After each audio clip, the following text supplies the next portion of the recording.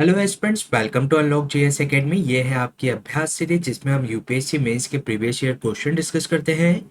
ये क्वेश्चन है आपका ईयर 2022 में आया हुआ सोशल जस्टिस सेक्शन से, जिसके अंतर्गत आपसे ये पूछा गया है कि क्या आप इस मत से सहमत हैं कि विकास हेतु जो दाता अभिकरण है उस पर बढ़ती हुई निर्भरता विकास प्रक्रिया में सामुदायिक भागीदारी के महत्व को घटाती है। अपने उत्तर के औचित्य को इसके अंतर्गत सिद्ध कीजिए।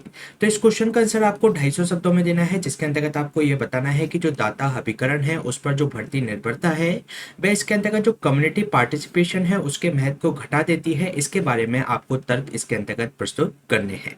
तो इस क्वेश्चन को सॉल्व करने की हमारी वही अप्रोच रहेगी। सबसे पहले हम इसके इंट्रोडक्शन से इसकी शुरुआत करेंगे, फिर इसकी संरचना या बॉडी का निर्माण करेंगे, फिर निष्कर्ष के साथ इस क्वेश्चन को एंड करेंगे। इसमें अगर हम बात करें इस क्वेश्चन के इंट्रोडक्शन के बारे में, तो जो दाता अभिकरण है ऐसे अभिकरण होते हैं जो विकास प्रक्रिया में वित्तीय सहायता प्रदान करते हैं।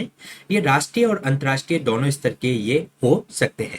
जैसे कि अगर हम बात करें Japan international corporation, world bank, bill and Melinda Gates foundation, तो ये अंतर्राष्ट्रीय स्तर पर स्थित दाता अभिकरण है।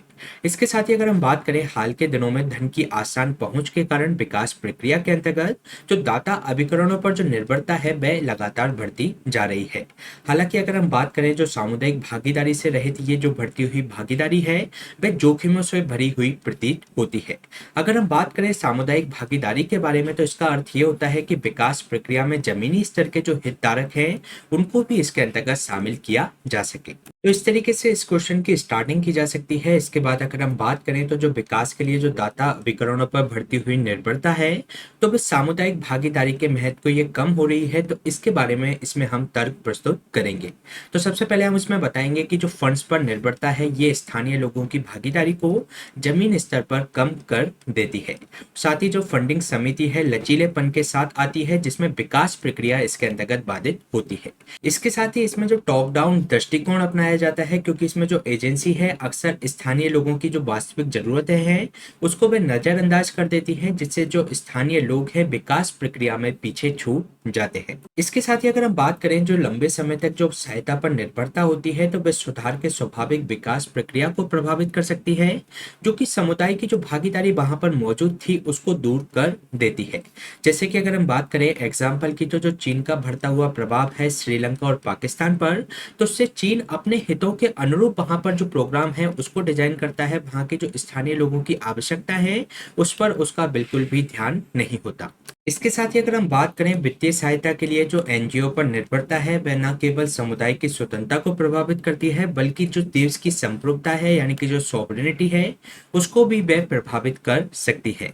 जैसे कि अगर हम बात करें तो जो एमनेस्टी इंटरनेशनल है जो कि ह्यूमन राइट्स के लिए काम करती है, उसके द्वारा सरकार को फंड्स का दुरुपयोग करने का आरोप उसके द्वारा लगाया गया।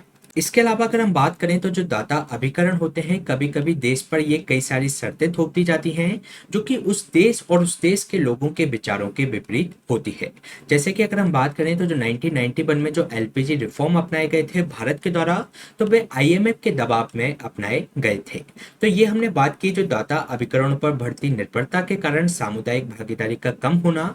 लेकिन इसके अंतर्गत हमें कई सारे ऐसे उदाहरण भी देखने को मिलते हैं जहां पर दाता अभिकरण की निर्भरता तो बढ़ी रही है, लेकिन उसके साथ ही हमें सामुदायिक भागीदारी भी देखने को मिलती है।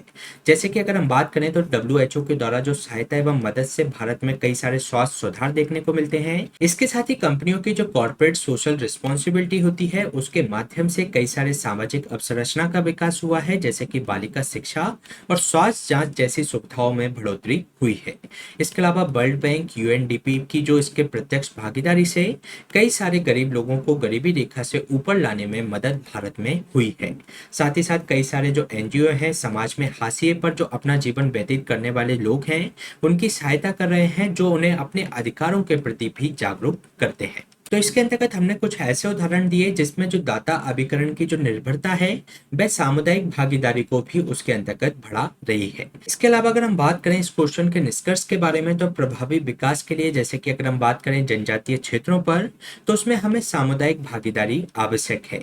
जैसे कि वहां के विकास को सुनिश्चित करने के तरीकों में हमें जनशक्ति योगदान, सामाजिक अंकेक्षण यानी कि सोशल ऑडिटिंग और उन्हें अपनी भाषा एवं संस्कृति को बढ़ावा देने आदि से जनजातियों को इस प्रक्रिया में शामिल किया जा सकता है। इसके साथ ही अगर जो दाता अभिकरण है वे मानवीय हैं, लेकिन अगर हम उन पर ज्यादा निर्भर हो जाते हैं तो वे स्थानीय जरूरतों को नजरअंदाज कर सकते हैं और ये किसी भी तरीके के उपनिवेशवाद की तरह होगा।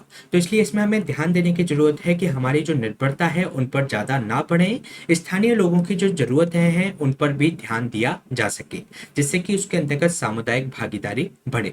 तो ये क्वेश्चन हमने डिस्कस किया जीएस पेपर 2 के सामाजिक न्याय खंड से। इसी तरीके के सेशन हम आपके बीच में लाते रहेंगे। इसकी जो हैंड रिटन नोट्स की जो पीडीएफ है आपको हमारे इस टेलीग्राम चैनल से मिल जाएगी। Please stay tune, subscribe the unlock GS academy. Thank you.